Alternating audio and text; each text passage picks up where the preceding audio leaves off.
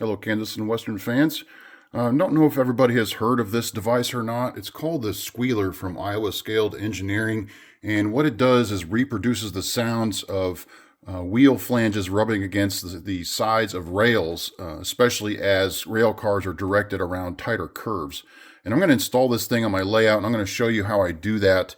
And obviously, I'm going to do I think I did a test run already on my latest operations video, and hopefully that turned out okay because I'm recording this before I install it or before I do the operations video. So we'll see how it turned out. But otherwise, this is basically how it comes. It's just a small plastic box here. You can see it retails for $79. And it comes with the optical sensor here that you see, the control board, and a speaker. And the instructions are pretty simple as I've looked them over.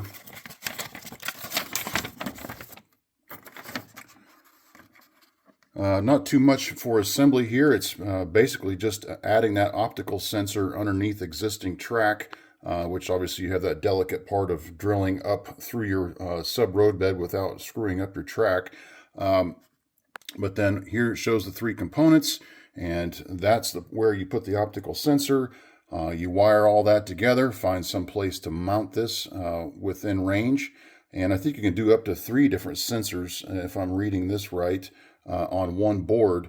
There's the speaker there. You hide that somewhere within close proximity to where you want this thing to sound, and you're off and running. So we'll see if it's as easy as it looks, and I'll get back with you here in just a second.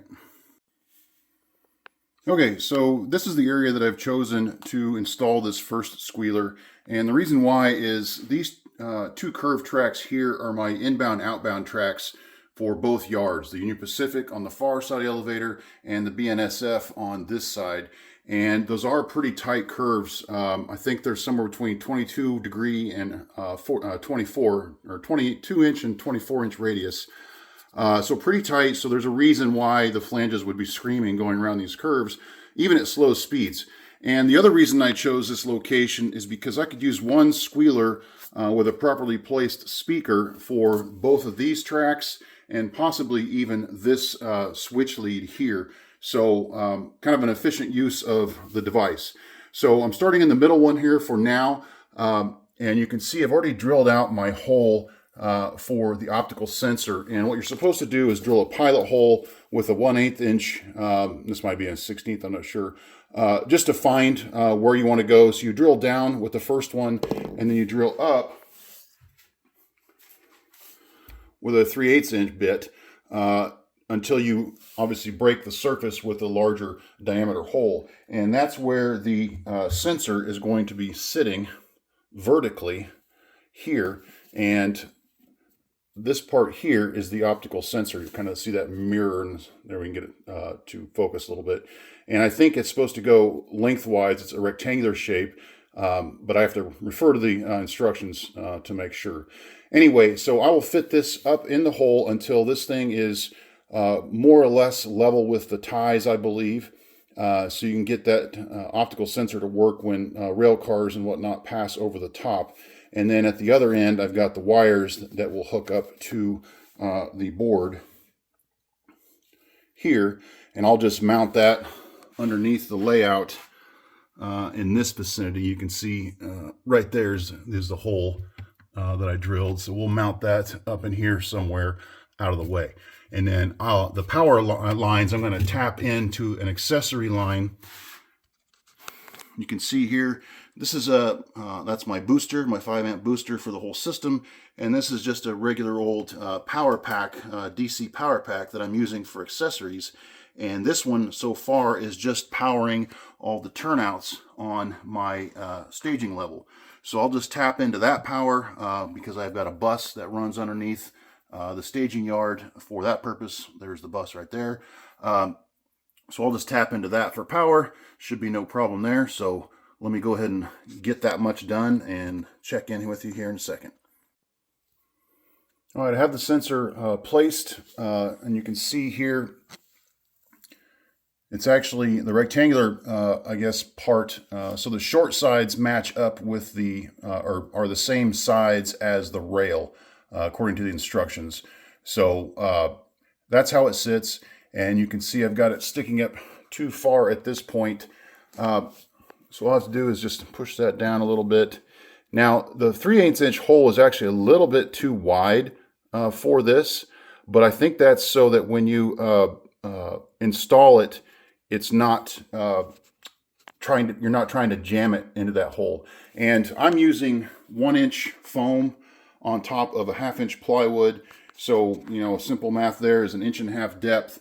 And so I've got this thing now pushed down probably just a little bit more.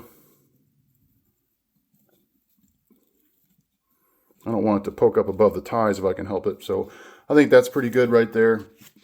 And now you'll see how much is sticking out the bottom right there. So not a whole lot. So what they recommend once you get this to the height that you want is to basically just wedge something in there to hold it in place. Obviously something not made of metal or anything like that, because you could short it out. So what I'm going to try to use is these bits of angle styrene, and I'm just going to shove them up the hole, and we'll see how that works. All right, so wedging styrene in there this is so far definitely the most difficult part. I don't know if you'd want to try using a 1/4 inch bit first and maybe widening it out, but trying to wedge this thing in here properly has definitely been a challenge. Now you can see I'm using just flat styrene instead of corner styrene, and this is barely sitting in there. So before I try to really permanently figure out how to solve this, I want to make sure it works at all. So I'm moving on. Anyway, next step is I've drilled a hole here inside of where my BNSF yard office is, and that is this building here. And it is in here that I plan to hide the speaker, which ought to perfectly fit more or less like that. So now I'll run this cable down in this hole here, and then I will mount.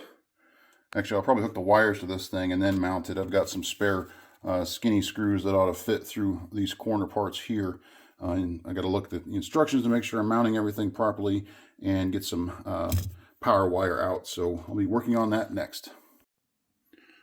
All right, so I have this thing wired up. You can see on the left here, this is power that I ran down to the bus that operates the turnouts using the same type of power.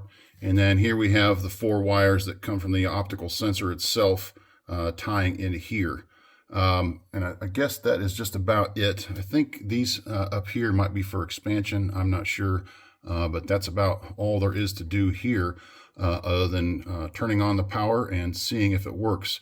Oh, I still have to plug in the speaker, so let me come back and do that. All right, now we have our speaker cable in there on the upper left. So now it's time to turn on the power and see if we can short this thing out or make it work. Sure enough, on my first attempt, I had the polarity reversed and this light wouldn't come on. And then there's other lights over here that are supposed to flash if they're ready. And there was a blue light that flashed when I hooked it up the right way. So I think we're ready. So let's give this a shot.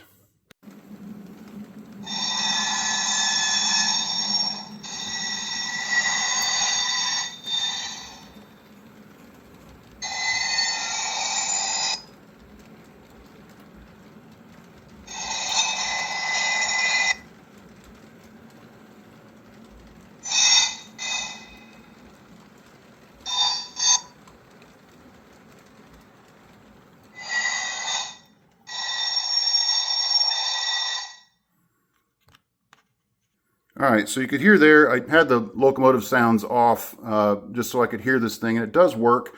I'm a little bit surprised about the abrupt stopping.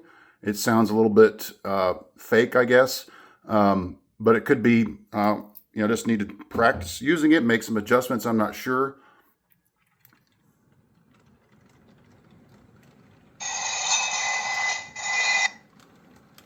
Maybe I need to try it with engine sounds.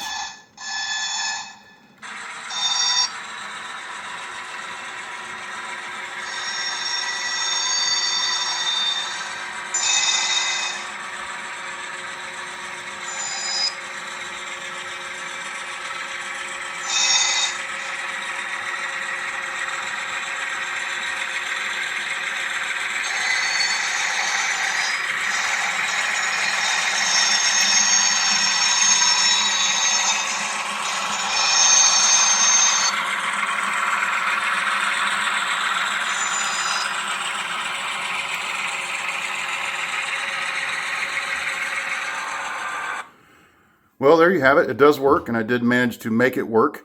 I think I would probably turn the volume down a little bit. The speaker is only maybe 2 feet, 2.5 feet away from the viewer. And I could probably try it with the building on top of it, like I would like to have. I think it recommends you having this hole facing out. So maybe you could also just leave it this way. Let's try it now with it kind of on a sound box sitting on it.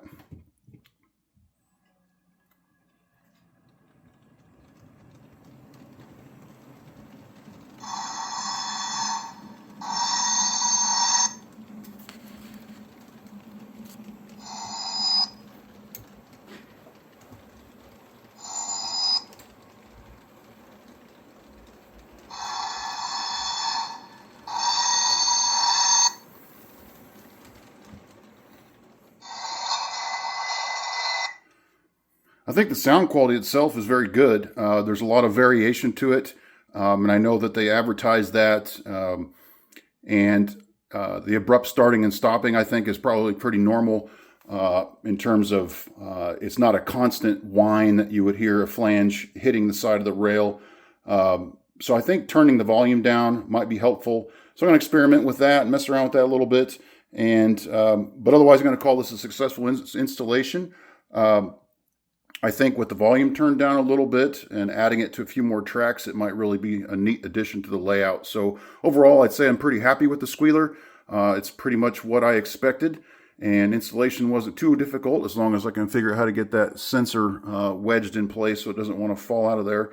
But otherwise, I guess that's about it. So if you have any questions or if you have any suggestions, if you own one of these and have installed one yourself and have any tips, I would love to hear those. So otherwise, I guess that's it. Thanks for watching. All right, so here I've turned the volume down about 8 notches, I guess, from its presetting of 20. And I think it's much better turned down.